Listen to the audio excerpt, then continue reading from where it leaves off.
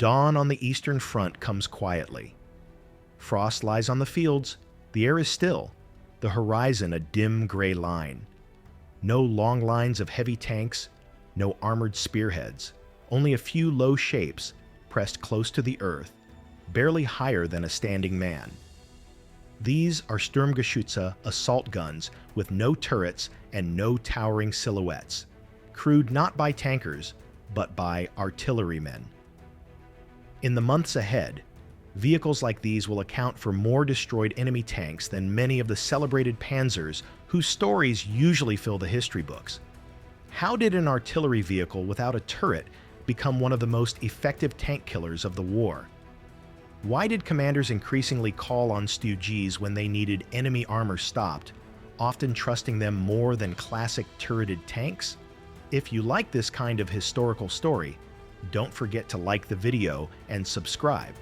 More episodes are on the way. The Sturmgeschutz did not begin life as a tank hunter at all.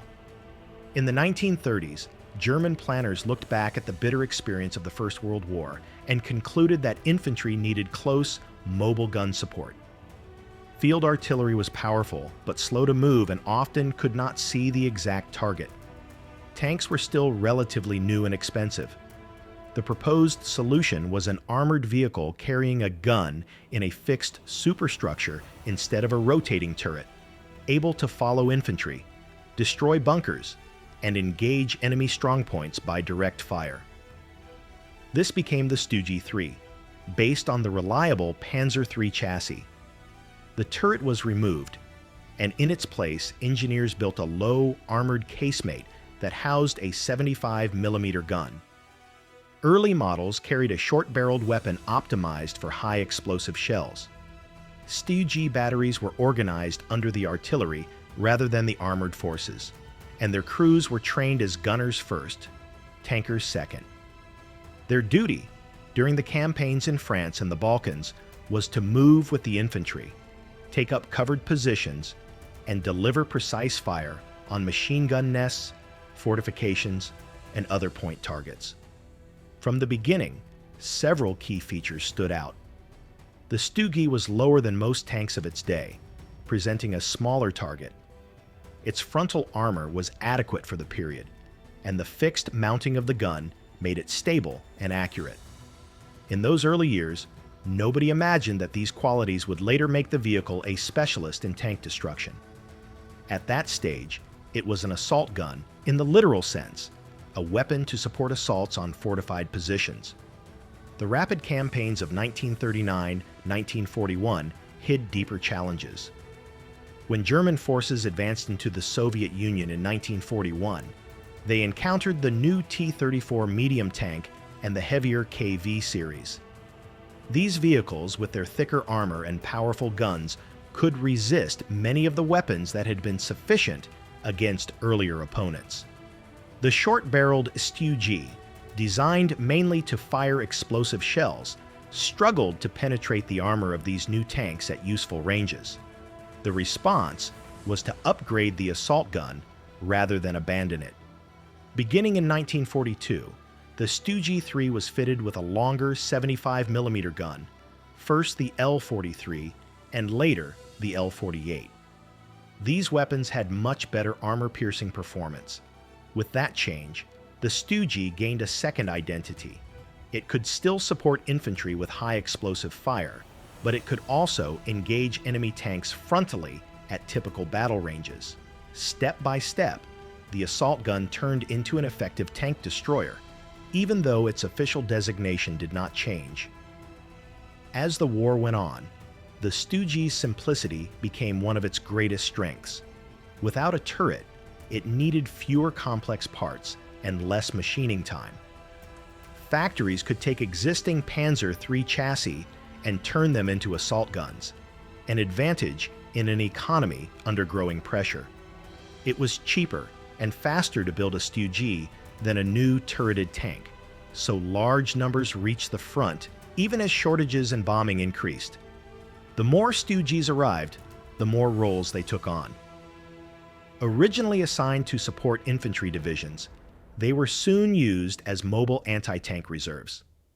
When enemy armored formations threatened a sector, StuG batteries could be rushed there, take up concealed positions, and form overlapping fields of fire. Dedicated units grew around these vehicles, and their crews gained extensive experience fighting enemy armor from ambush. Wartime records and later studies indicate that StuG units claimed a very large number of destroyed tanks. Exact totals will always be debated, but the pattern is clear. Assault gun formations were among the most effective tank-killing units available, achieving results through countless small engagements rather than a few dramatic clashes. Why did these vehicles, born in the artillery branch, often rival or surpass classic Panzers in tank kills? The key lies in doctrine and training. StuG crews thought like gunners. They valued observation, camouflage, and carefully prepared firing positions. Commanders chose locations with concealment and clear lines of sight, planning both opening shots and withdrawal routes. The low silhouette of the StuG made this approach even more effective. Hidden behind a rise, a ditch, or the edge of a wood, a vehicle could show only its gun and upper front plate. From such positions, it was hard to see and harder to hit. When enemy tanks advanced, StuGs aimed to fire first from ambush at medium range. The fixed gun mount, although less flexible than a turret, gave a stable platform that helped place accurate shots. Turreted tanks, by contrast, were usually committed to mobile roles. On the attack, they crossed open ground and faced threats from many angles. This made them powerful tools for maneuver, but also exposed them to mines, anti-tank guns, and ambushes. StuGs, by design and employment, more often fought on the defensive, where careful positioning and the first accurate shot mattered more than the ability to fire in every direction. The StuG was not without weaknesses.